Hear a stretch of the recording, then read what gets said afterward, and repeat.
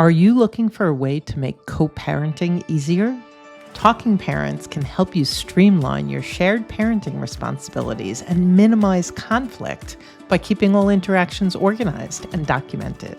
With Talking Parents, you can stop worrying about the he said, she said, and focus on what matters most, your children. Download the app in the Apple or Google Play Store and start a 30-day free trial today. If you are anxious, you see anxious things. If you are judgy, you see judgy things. If you're pissy, everybody's pissing you off. And so if you are able to exist and choose emotional states like calm, confidence, and you solve for your emotional state, then you go solve your problems in the real world. Hey folks, we're talking about emotional sobriety during divorce and how it's a game changer. And my guest today is Colleen Kachmann, and she helps women bypass the stigma and drama that society associates with sobriety by focusing on what's really important, our relationship with ourselves. And so you can read all about her in the bio. Another interesting fact about Colleen is she scuba dives and swims with sharks. Yes, that's right, with sharks. Welcome, Colleen. It's so good to be here, Karen. Thanks for having me. We could go into the whole story about sharks, but I'm going to let people sit on the edge of their seat with that one. I'd love to dive in with you, sharing with our audience how your journey into emotional sobriety, which is what we're going to be talking about today, collides with the beginning of your second divorce. I had quite a bit of a drinking problem. I was always a normal drinker. I was always a happy drinker. My first divorce, I would never have said alcohol was the reason I got a divorce, but certainly alcohol didn't save the damn marriage. You know what I mean? And when I looked back, I could see when I got honest that I wasn't coping. It wasn't all him. Let's just say that. It wasn't all him. And so I, made friends with him, and we have 4 kids together, my first husband. And then I remarried and quickly found myself married to somebody who I thought was a complete opposite, and yet having the exact same fights, like word for word, what is going on here? And I did the same thing I did in my first marriage, which was just try to drink through it. And by the time COVID came around, I was a heavy daily drinker, drinking every single day. And I thought I was drinking to cope with my life. I thought my marital problems were what I needed relief from, my stress, right?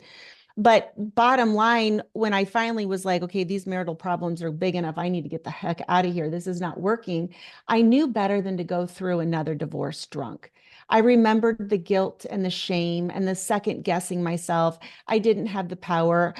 Having a drinking problem is a bit of a part-time job, to say the least, in terms of taking your focus away. And so I didn't want to go through that again. And I was like, okay, time to pull my big girl panties up. I pulled my big girl panties up just in time for the world to shut down. And so there was nowhere to go. You know what I mean? And so luckily, my now ex-husband is a very nice man. He was also a neurosurgeon. He was never home. And I realized that hurrying up and getting another divorce wasn't going to make me less lonely or unhappy. Like, loneliness is not cured. If you're lonely in your marriage, getting a divorce doesn't cure that. And I realized if I can't be happy in this life, I'm not going to be happy anywhere. And throwing my life into chaos because I have to get another divorce because I am not happy where I'm at, I just realized that I needed to do the work on myself, and I was actually safe. I wasn't under any sort of abuse. And so I decided to quit drinking, pulled the big girl panties up, put the bottle down, and started taking ownership. And what I noticed as I did the work is that I was my own primary source of suffering. I resented my husband at the time because he had no trouble asking for what he wanted or doing what he needed or saying what he needed to say. He didn't wait for my approval. He didn't need me to say okay for his decisions. Any fight we had, it was me following him around, bitching at him. He just went about his day. He went about his life. And he had no intention of changing his behavior to please me. And that just killed me because I'm a full-time people pleaser and I need approval. And what I can say honestly now, even though we did divorce, is he didn't really never ask me to change either. It was all happening in my head. And when we did get in an argument, I would be upset and sick for days. I had so much anxiety and brain fog. And I thought it was all him. But what I realized is that the reason I'd been drinking was I was a raging codependent. As I went through thinking I was an alcoholic, then I discover I'm a codependent. Then I discover I'm a perfectionist. Emotional sobriety is where you're no longer intoxicated by your own bullshit and you're just uncovering your own power by taking full responsibility for what the problems are. And I had always thought I was really independent. I'm sassy. I scuba dive with sharks. I put on a great performance, pretending not to give about nothing. But inside, I was just hyper aware and concerned about everybody else's feelings and opinions. And I thought that I needed to get everybody to agree with me and then also get my brain to allow me to do all the things and be all the things so that I could feel better. This is the crux of it. I'll finish the story here, but the bottom line is most of us operate with this idea that we have to do and get things so that we can feel the way we want to feel. Yep. In emotional sobriety, it's the opposite. I have to feel the way I want to feel, and then I go out in the world and fricking do it. And so 4 years later, fast forward, I went through sobriety, then I reintroduced alcohol. I became who I am now, a drinking coach. And I had done every single thing I could to heal, to create a relationship that I could be a part of. Let's just say that. And one day, I realized the only thing holding me in this marriage is my fear of hurting the man who was kind. He was kind to me. He gave me my space. Fear that if I let myself do what I needed to do to be happy, that somehow I would destroy everybody else's happiness. I was afraid of displacing his kids and my kids. We had 7 kids together, and I didn't want to be blamed for breaking up the blended family I just spent 12 years trying to put together. I was afraid of the stigma of going through a second divorce. What kind of woman would that? What will people say? I was super afraid of losing my financial security. He was a neurosurgeon and I was a hobbyist coach. I thought, what if I lose my house? What if I can't afford a vacation anymore? I was afraid of regret. What if I wake up alone and realize that would have been better than nothing? And all of the uncertainty, just not knowing what my life was going to look like. And when it finally dawned on me that it was my fear keeping me stuck and thinking I had to figure stuff out and do stuff, I literally laughed out loud because now I have become a master at emotional sobriety. And I know that fear is a feeling, not a fact. And so in that moment, what allowed me to leave my marriage in peace and love for both my ex-husband and myself was to ask myself if the next year is going to be hard, because life's always hard. Staying the same is hard. Not changing is hard. Not doing what we need to do is hard. So if the next year was going to be hard, did I want to struggle within this marriage or did I want to struggle getting out of it? What did I want the consequences of my struggle to be? Because I knew, having the skills of emotional sobriety, that 1 year I was going to be happy no matter what, because I actually already was happy. I didn't need to get the divorce to be happy. I would just needed to be willing to face my challenges head on and then give myself the option. What do I want? What do I want to struggle for? Happiness is not never having another problem. It's knowing that you can freaking handle the problems. Yeah. And the answer was quiet and clear in my body. It was time to go. It was time to go. That's what I wanted to struggle. I wanted to figure out how to support myself. I wanted to figure out how to do what I needed to do without stepping on my own air hose, is what we say in scuba diving. And so instead of second guessing myself or taking an opinion poll from all the kids and all my extended family and all my friends and explaining why I was doing what I was doing and wasting all of my precious time and energy worrying about all the things that could go wrong and all the reasons I probably shouldn't done this, or I should have already done it, and maybe I'm late and I'm too old, and focusing on all that, I just said, how do I move forward? And I asked the 2025 version of myself, what does she need from me? And she said, come on, I got you. I'll handle it. We don't have anything to fear. You got this. Run, Forrest, run. Yeah. And I just took the first step, and that's emotional sobriety, is taking action. Courage, in order to have courage, there has to be fear with it. And so emotional sobriety is realizing you're the source of your own problem, and that means you're the solution to all of it as well. What a beautiful story. And for the listener, you've just touched on so many things that each and every listener has been experiencing. The first thing I want to say is I call them the terrible triplets: codependence, people pleasing, and perfectionism, right? You wrap those three up and you could just be completely stopped in your tracks and overwhelmed. And then the issue of fear. I don't think that there's a person who listens who wouldn't say, it's such a big transition, divorce. And so fear stops me in my tracks on so many different fronts. And then the last thing I just want to comment on is life is hard, right? And divorce is particularly hard. And we often talk about, well, if you're going to be in pain anyway, use it to fuel a transformation. And so I'm hearing all of those things in your story, which is so beautiful. So congratulations. What a huge decision to make. And while everyone else was picking up a bottle in the beginning of COVID, you were putting yours down. Your kids may not be the only ones taking tests this year.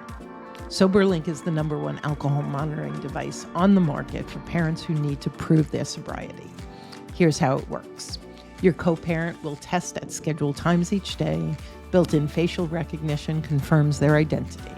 Tamper sensors flag any attempts to cheat. And results get sent instantly to your phone. So you know your kids are with a sober parent, whether it's during school nights or weekends away. Set your family up for success this school year. Visit soberlink.com/JBD to learn more and get $50 off your device. Are you looking for a way to make co-parenting easier? Talking Parents can help you streamline your shared parenting responsibilities and minimize conflict by keeping all interactions organized and documented.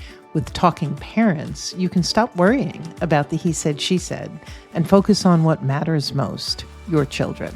Download the app in the Apple or Google Play Store and start a 30-day free trial today. I drank every single day for over 15 years. I never ran out of reasons or ways to justify. And that ate me from the inside out. I wasn't who I was pretending to be. I was putting on a damn good performance. Nobody would have known how much I was drinking, but I was rotting from the shame. And I think that's the three, what do you call them? The three triplets, is that how do we get that way? We spend our whole lives learning and being taught how to manage our behavior. And we have to put on this front so that people see, and that's how we're rewarded. That's how we think we're going to get what we want. But what happens is that we never learn how to process our emotions. I would have told you that I was managing all of my emotions and everybody else's, but I wasn't. What I was doing was suppressing any emotion that didn't fit with the identity of my self-image. And so anything, weakness, shame, fear, got stuffed down there. And I don't care what your poison is, by the time you're in midlife, your unprocessed emotions, you are emotionally constipated. And it gets bigger. It's like trying to hold a beach ball underwater and pretend you're not holding a beach ball underwater while also helping everybody else with their beach balls. And so you realize is that once you learn how to process your feelings, then you can walk through life. You're not afraid to feel nothing. I'm not afraid to fail at my business. I'm not afraid to fail at another marriage, because I know that the feeling is being caused by my own response, and healing the shame that we carry around with us because we're afraid we're not good enough. That's the ultimate skill, is to be able to be your own best friend and heal your relationship with yourself, so it's always safe for you to be you, even when you're left holding the big, pile of steaming crap. You're not afraid to feel those feelings. Yeah, and there are so many heavy, uncomfortable, difficult feelings that come with feeling like you've made a mistake, that you're in the wrong marriage, that you haven't served your spouse or your kids well, or whatever the case may be. I had a guest on a couple of years ago. She wrote a book on emotions, and I'll never forget what she said, especially hard emotions. Her name was Carla McLaren. And she said, emotions serve two purposes: to inform and to guide. And so, whether it's guilt or shame or regret, it informs you, like where you might be out of alignment, and it guides you back. She said the problem is people then invite it in to spend a life instead of saying, thank you very much, you can leave now.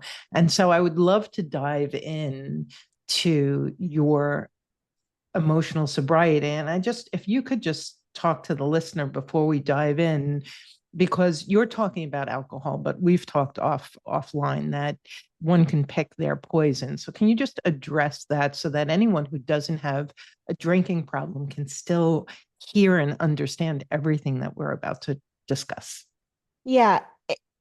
Alcohol was just how I dealt with the emotions. Emotions are caused by thoughts and your beliefs. A belief is any idea that at one point somebody told you that, and you no longer question it. It feels true in your body. Where feeling your feelings gets a bad rap is most people are thinking about their feelings. Mm. They're sitting in that pity party stew and stirring it around, or self-judge, self-criticizing yourself and beating yourself up over and over because you think that the way you feel is telling you the truth. There is something wrong with me.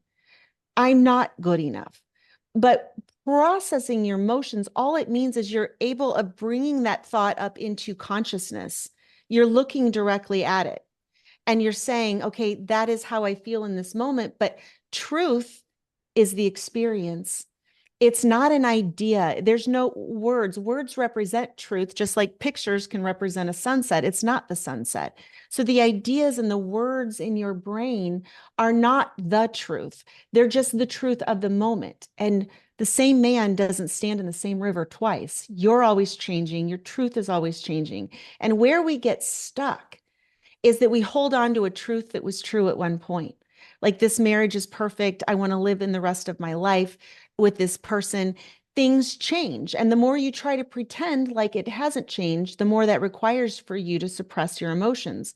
And so what we do is, to cope with our emotions, we eat, we drink, we keep ourselves really busy at work. Some people use drugs, some people shop, but all of any form of self-sabotage, anything that you're doing that is working against you, that you know you should do less of, but you're struggling not to, well, it's because it's meeting a need. It's allowing you to bypass or ignore or prove a feeling wrong. Why do we people please? Because we're afraid we're not good enough. And if they say that we are good enough, then we can feel good enough. So it is just, it's simpler than we think it is. And I think where we get stuck is we don't have the right tools. We Yeah. don't understand what our feelings are actually telling us. They're not telling us the truth. They're telling us one truth. And there's a lot, all the things can be true. So your program is so brilliant because you've really boiled it down and clarified it and codified it into 7 core skills. And I've never heard anyone talk about emotional sobriety before. And as soon as I heard you say that, it just resonated 100%. My dad was an alcoholic, and my ex had his own drug of choice. And so I know that throughout my life, there's so much that I've been exposed to, and I am absolutely recovering people pleaser, codependent, and perfectionist.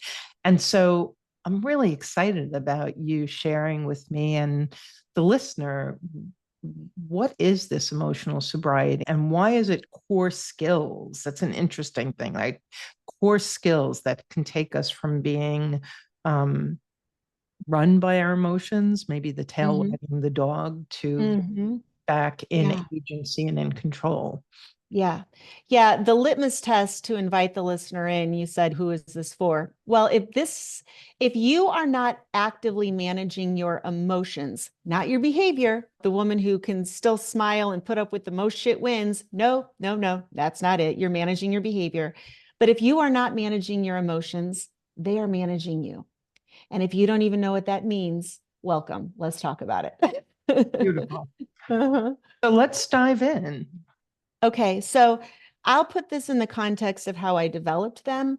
They're not specific to alcohol use disorder, but The way I say it when I bring women into my program, it's like, if you get emotionally sober, if you learn and master the 7 core skills, the side effect of you being emotionally sober is that you will drink in a way that gives you pleasure and that you're proud of always, even when you're alone, versus so we don't work on the drinking, we create the person who drinks as the way you want to drink. So being emotionally sober means that you are no longer intoxicated by the stories you're telling yourself. You can separate fact from fiction. And I have 7 core skills that I've identified over multiple disciplines and modalities that if you learn these skills, and that's the nice thing, how do you solve all of your emotions? How do you fix all of the problems? When people come in with a drinking problem, I just say, all you have to do is be a student. Can you learn these skills? Like, I will teach you the skills. And so there's 7 of them that I've identified, and I lay them out like in alphabetical order to help people remember them more easily. And so it's A through I. And A, the first one, the most important skill, if you take nothing else away, A is awareness. It is the ability to distinguish between what's happening inside your mind, your internal world, and then what's happening on the outside world. And so you can take full ownership of your thoughts that are causing your feelings and creating your perception of reality. You know, reality, everybody's got their own reality.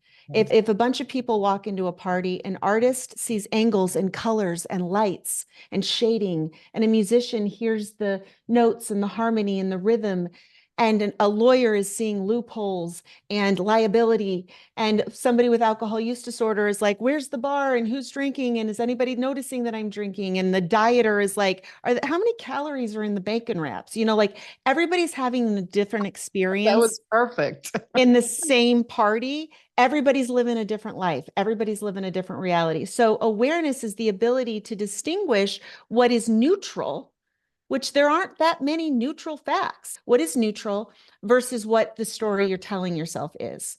So that's awareness. And that is 80% of it. If you didn't get none of the other skills, the ability to own the story you're telling yourself and what you're choosing to pay attention to. But in terms of how our brains and bodies work, we get 11 million bits of information coming in to our bodies, but we only register in our brain 40 bits, 11 million to 40.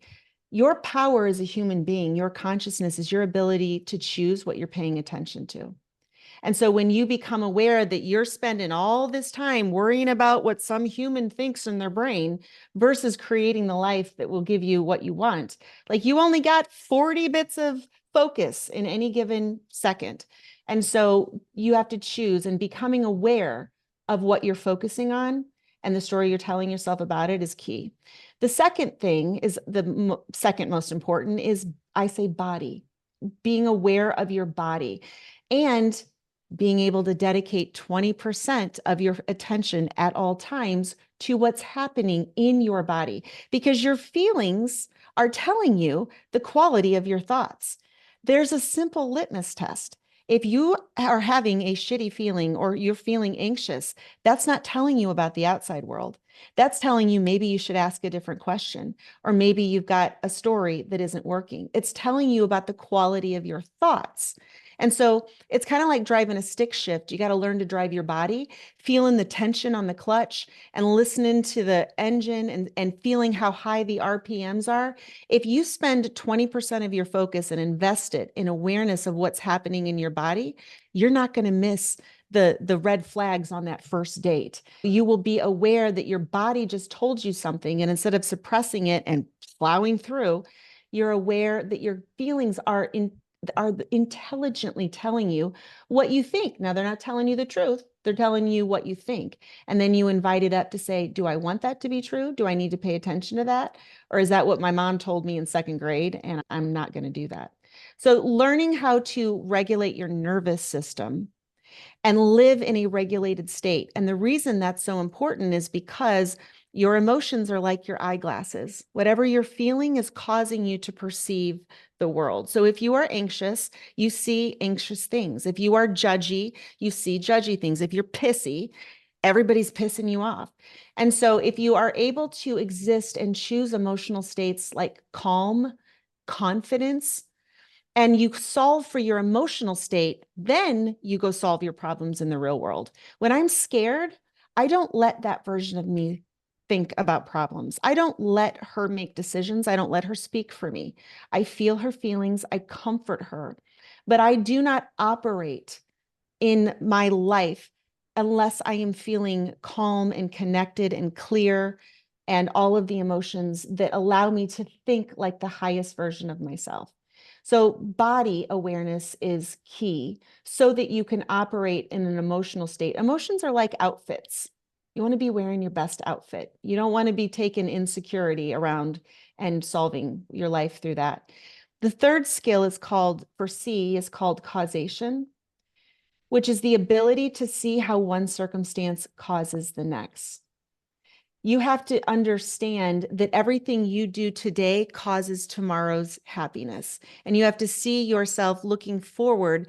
What do I need to do now to cause the results I want in the future? And most of us, like you said, are chasing the tail of the dog. We're trying to figure out why this is happening or whose fault it is. Doesn't matter. How you respond to the situation is what causes your results in the future. Does that make sense? I don't want to plow through all of these. Yeah, no, that last one is so important. It's like the eye on the prize. I heard someone say recently that if someone's a race car driver and there's an accident in front of them, if they look at the accident, they're going to drive right into it. But if they just look at that narrow lane between the accident and the wall and where they can go, they can get past it and keep on going. And that's what I'm hearing you say, that where you're focusing your attention is so important. And if the focus with so many of my clients is on this high conflict person, and because of he or she, I can't, and I haven't been able to, and I'm in this place. And you're saying, I think what I'm hearing you say is when you own your own emotions and you're looking forward, you can begin to craft and create the life that you desire. Yeah. And that leads me to my next skill. What you're talking about, focusing on what you want, is key. But what you do is what we think we want is we want him to stop being an asshole, or him to be fair about the money, or them to let us live in the house. We think that's what we want. But if you solve differently for an emotional state, what I want is what I think those things will make me feel. So skip the external world and come right back to yourself. I want to feel safe. I want to feel loved, or I want whatever. And so when you set the emotional goal as I want to feel safe, let's say, then you can understand the actions that you will take to cause that safety. And it is not something like when you fight for power, you don't have power. Like your power is your ability to feel how you want to feel, regardless of what other people are saying or doing, because you know that you'll take an action that causes good results in the future. And I think that the causation component, where we sit around and think that someone else is causing our misery, is why we're miserable. When you take full ownership that I can be happy at any point, if I choose that, then you realize you just have to let a lot of shit go and go cause happiness for yourself in the future. But understanding that if what you want is a feeling, solving for whatever it is you're telling yourself you want, and it's the feeling that you're trying to create, and then work on expanding your ability to live in that emotional state and not be bothered by other people. And not need somebody else to change your feeling. So if you're in that people pleaser codependent space, it's really quite the pivot, isn't it? From perhaps a lifetime of doing things so that somebody will respond in a way that makes me feel better, versus taking that third party out and just handling it yourself. What are my thoughts? How am I feeling? How do I pivot so that I feel the safety I want to feel, or the possibility I want to feel? Yeah, realizing nobody can make you feel anything. Right. You are and it's just retraining your brain to think like that. I can remember when I went into this divorce thinking, what if I lose, like I have a nice car, my ex-husband paid for all of that and it's paid off, but What if I need to get a different car? And I remember thinking, selling my really high dollar luxury brand car, I wouldn't, I was afraid like, oh, I'm going to feel bad. Like I don't have that car. And I'm like, or I could feel, I'm so grateful that I'm going to get some money out of this car. And now I guess my ride to my new life looks like a used Honda Civic that's 20 years old. That didn't happen. But when I realized I got to choose how I feel, and it's not the situation or the person that is causing my feelings, but it's my attitude. And I can choose that. And of course, process the disappointment or process the pain of grieving a loss, whether it be a material item or a relationship or just change. You have to be able to, it's not toxic positivity. You allow the feeling to exist. You just don't let it control you. Well, I mean, the whole point of emotional sobriety, right? It's if you're not grieving, certainly if you're going through a divorce and you're not grieving, then you couldn't be emotionally sober. You're just making believe or pushing down or impacting it in some other way. So I'm hearing that by being able to own your feelings and do your own personal work to experience life the way you want, that you're in full agency as opposed to relying on other people to make you feel better, which they don't Yeah. actually anyway. I want to skip to the H skill, which is honesty, in order to respond to that. Honesty is the ability to allow the whole truth to exist. As humans, we are always trying to boil everything down into a story. This is the story of the marriage. And I think about somebody who's been happily married for 20 years and then finds out that their spouse was a serial cheater. And all of their memories are now tainted because the story they want to tell themselves is that none of that was real. Well, that's a story. It all was real and you experienced it. But allowing the whole truth to exist is one of the key skills of emotional sobriety. It's this and something else. You know, a story, by definition, is cherry-picked facts to fit a narrative. There's a villain, there's a hero, there's themes, there's a beginning, there's an end.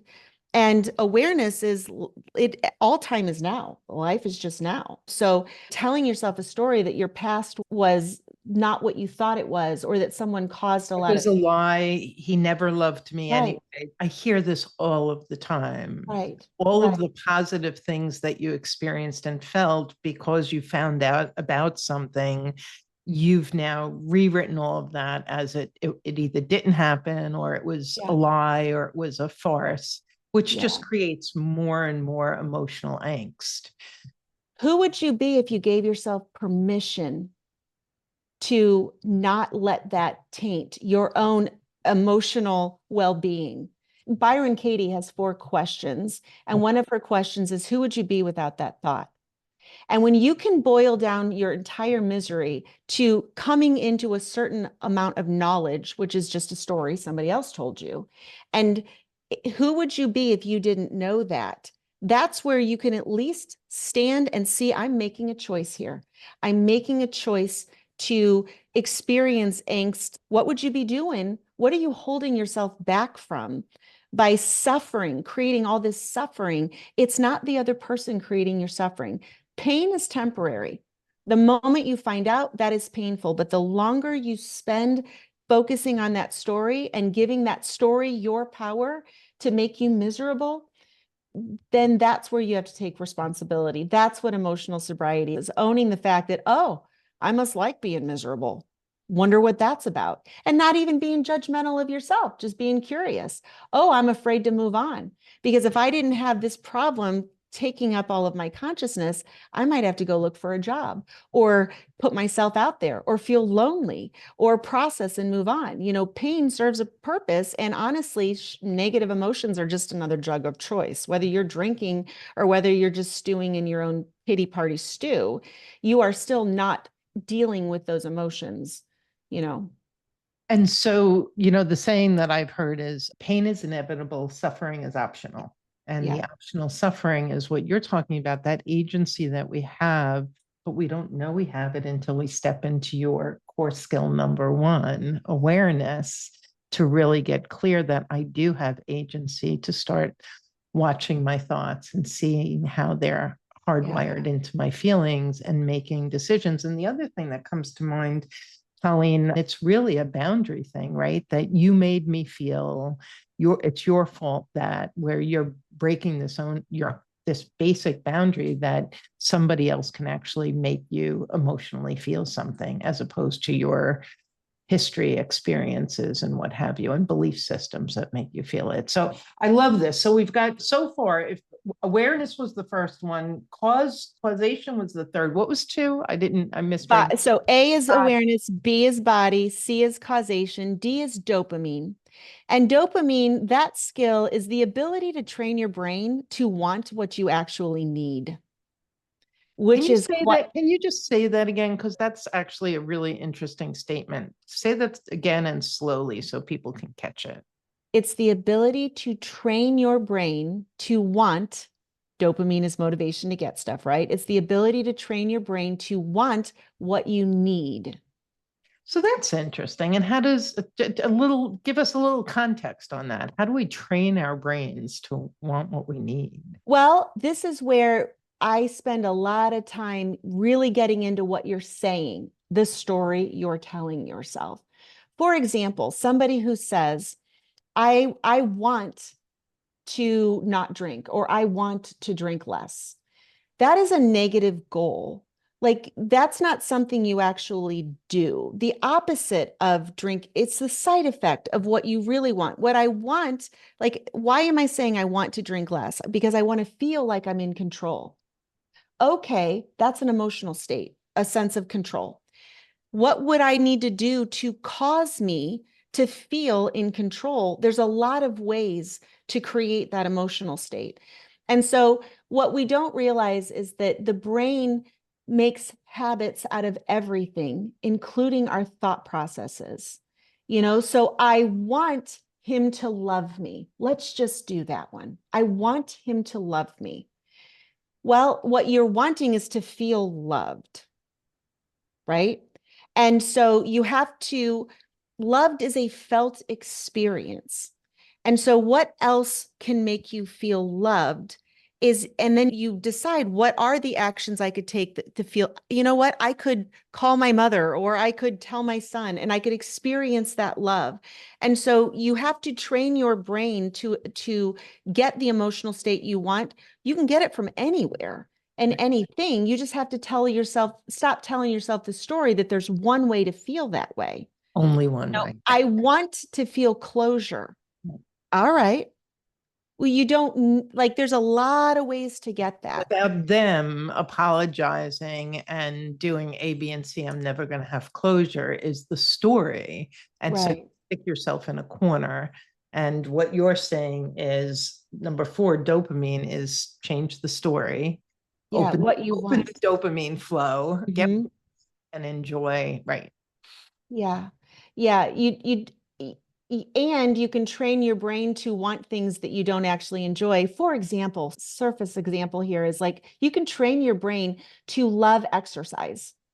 And so you want most of us go to the gym because we want to be skinny and hot. That's what we want. And we hate the action because it feels hard, and we don't love the run.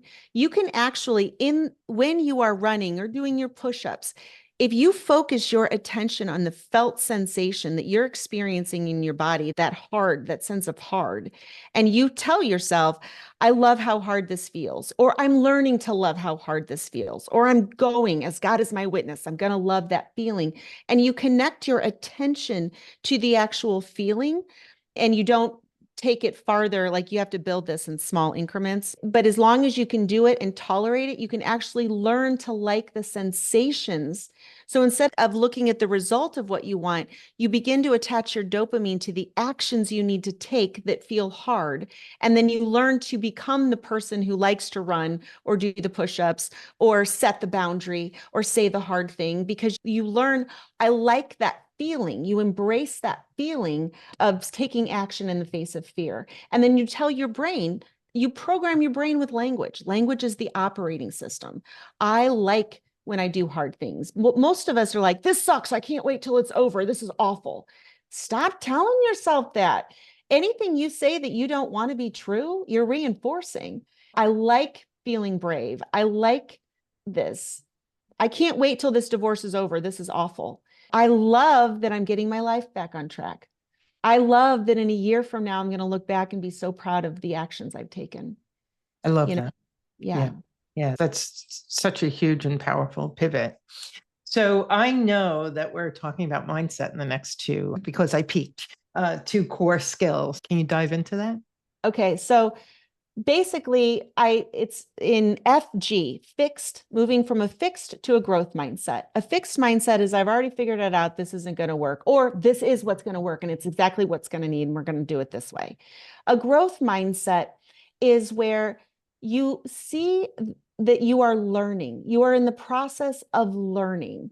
And so there is no getting it right or getting it wrong. It is the illusion of both success and failure that keep us stuck, because every time we do something and think we failed, our motivation, our dopamine drops to try it again. It gets harder and harder to quit drinking or to lose the weight or to say the thing, because we think that it's possible to fail. And when you step out of it, you can look at this as a growth mindset of I'm learning and I'm not attached to learning this way or that way. I'm attached to treating this like an experiment, and I'm going to learn from what works and what doesn't work. It's impossible for me to fail to learn. That's the goal. It is not getting it right. It is running the experiment and learning from the results. And so when you move into a growth mindset, you no longer see success or failure or winning or losing. It's not life is not binary. And so if you set it up for how do I improve? It's like every year they come out with a new iPhone. And each year there's some things that were better, there's some things that were worse. That's just the iPhone of the year. Welcome. And each year the engineers are tinkering around. Like when you look at your own skills in life and the way you're approaching life and seeing where do I want to be in a year and how do I grow in that direction, there's no more failure anymore. There's just information and how you respond to that. No, I love that so much. I'm in a business accelerator and I did a launch that didn't go well. And I remember saying to someone, I don't understand what I did wrong. And they were like, what if you didn't do anything wrong, Karen?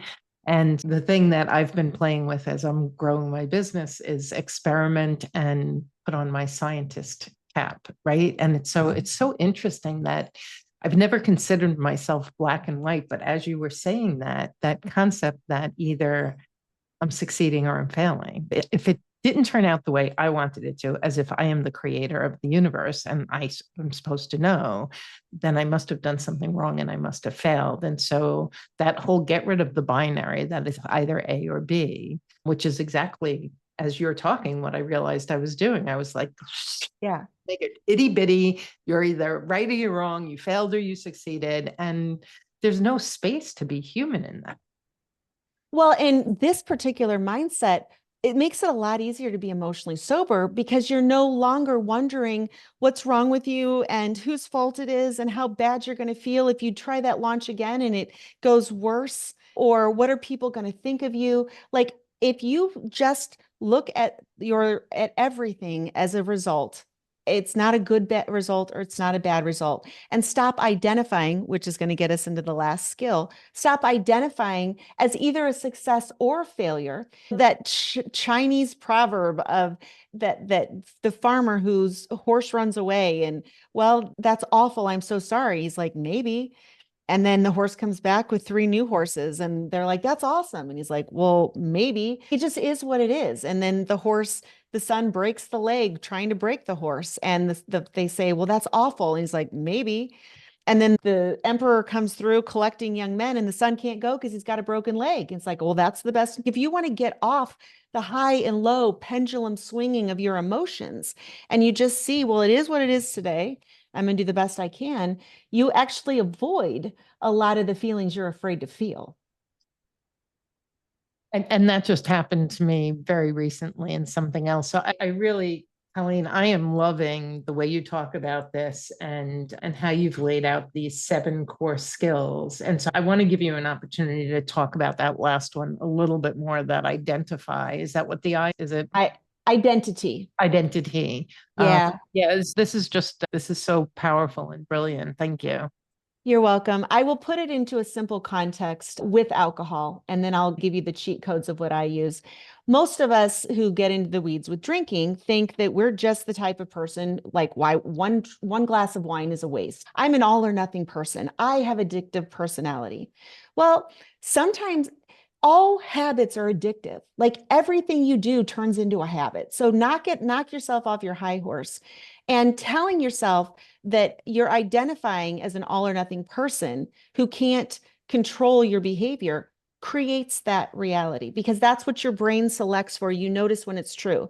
My cheat code when it comes to alcohol immediately start saying I'm a less is more person. People are like, well, what do you mean? Have you ever ordered a small coffee? Have you ever eaten half a cookie? Have you ever watched one episode instead of binging the whole season? Okay, there's equal amount of evidence. If you allow the whole truth, core skill 6, if you allow the whole truth to be in existence, there's evidence for anything. Any lawyer can tell you they can argue either side of the case. Just give me the files. Like it's fine. And so when you start identifying as the person you want to, like the cheat code for alcohol that I say is start identifying as a less is more person. You'll notice that it's true. It will start feeling more true because you only get 40 bits of focus per minute and you move the ball down the field. But the greatest identity of all, the cheat code for all of it, is to just start identifying as a dynamic, ever-changing human being who has the potential to experience the full range of thoughts, feelings, and behaviors. This idea that you would never cheat, you would never say such a nasty thing. Hey, you know what? Until you've walked in their shoes, you have no damn idea what you would do. And telling yourself that you're not, that's part of your emotional suppression is saying, well, I would never. It's like you can feel every single human being got the full package of emotions. Yeah. You can feel which ones you prefer. That's your personality and your habit, but you can experience murderous rage and you can give your life in the right moment selflessly. You can feel anything. And so if you identify as somebody who's always changing, you don't get attached to any one truth of any specific moment. I am guilty because I cheated, or I am worthless because someone cheated on me. Like those just happened in the moment. And I'm a dynamic, ever-changing human being who has the potential to experience all of it. That's what we're here for in Earth School. We are here to experience life. All of it. Yeah. Beautiful. That's beautiful. What do you say to the person whose heels are dug in? Have you ever had someone come to you? I'm thinking of someone who came to us, and no matter what conversation we had, she was attached to her suffering. So her words were, I don't want to suffer anymore, but her decisions and her actions were, I can't detach from these beliefs and these ways of being. So you have this gorgeous program. And is there a key to the prison door for the person who is uber attached to the way they've been living life? I would answer that there's probably 2 tiers.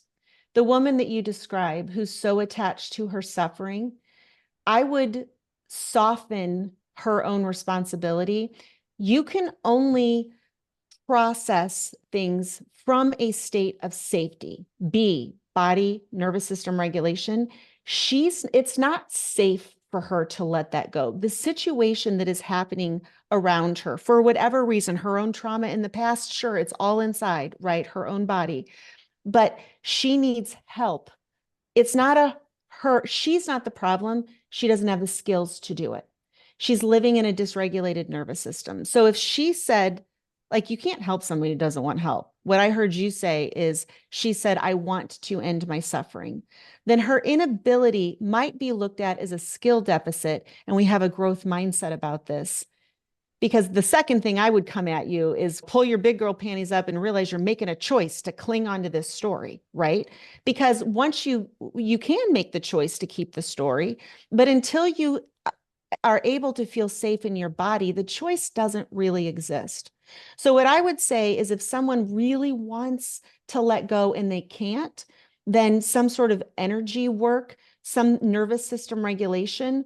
There's tons of modalities out there, but don't assume that you're the problem. If you're listening and saying, I want to stop suffering and I can't, then my friend, there's a skill gap here. That's it. And don't stop looking until you find the right modality, as soon as the student is ready, the teacher appears. If you want to let go of it and you can't, assume you're dealing with a skill deficit and find somebody that can help you create a sense of safety where you can let stuff go. I love that. Beautiful. Really dig your program and your 7 core skills. Can you tell our audience a little bit about your program? And I know you have a free gift for them as well. Yeah, so I have a 1-year-long program for women, smart, successful, high-achieving professional women who are a wee bit in the weeds with alcohol. And you've done all the things, you've tried all the behavior change, and you're ready for a permanent solution. Side effects of my program include 80% reduction in your alcohol, but the goal is emotional sobriety. I also teach mindful drinking. I'm not sober. You can't learn to drink in moderation when you're sober or drunk. And so we do a lot of mindful drinking work in the program. But it's a year-long program because you don't change your mind or your habits in one day. You change the trajectory of where you want to be in a year. Change is slow. So trying to perform perfectly in this moment and be a success and a failure like that approach is not working. So I have a program for women who want to reduce their drinking, get emotionally sober, become their own best friends. And so you can find me. I have a podcast called It's Not About the Alcohol, which is where I'd start. I'm on TikTok and Instagram as Hangover Whisperer. And I have a website called Recover with Colleen. And I will give you, Karen, a link for a free audio course called The Foundations of Emotional Sobriety. And if you want to start there with me, it's not alcohol based at all. If you want alcohol, I have a lot of other things for that, but this is just a general helping you work through some ways to take your power back. That's a good course for that. And you'll find that link in the show notes. Thank you so much for that very generous gift. Yeah. Thank you. Colleen, this has been spectacular. Thank you for sharing your program. Thank you for sharing your journey. I love that you swim with sharks. Me too. I can't wait to get back in the pool. Divorced this year. I've been not taking any scuba trips, but I'm back in next year.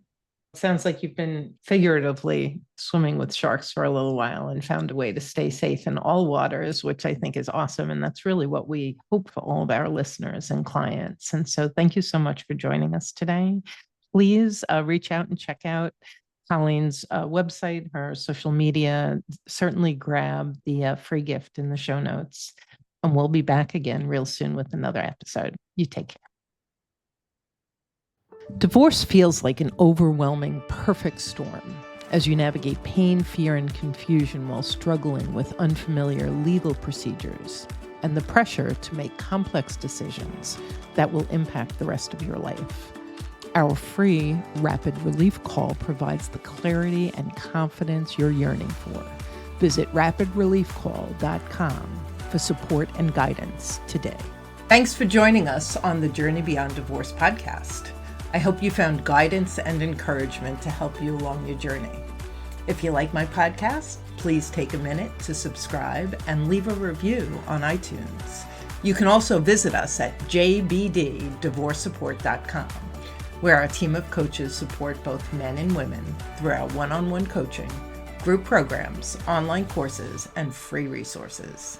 Stay tuned for our next episode, and I'll talk to you soon.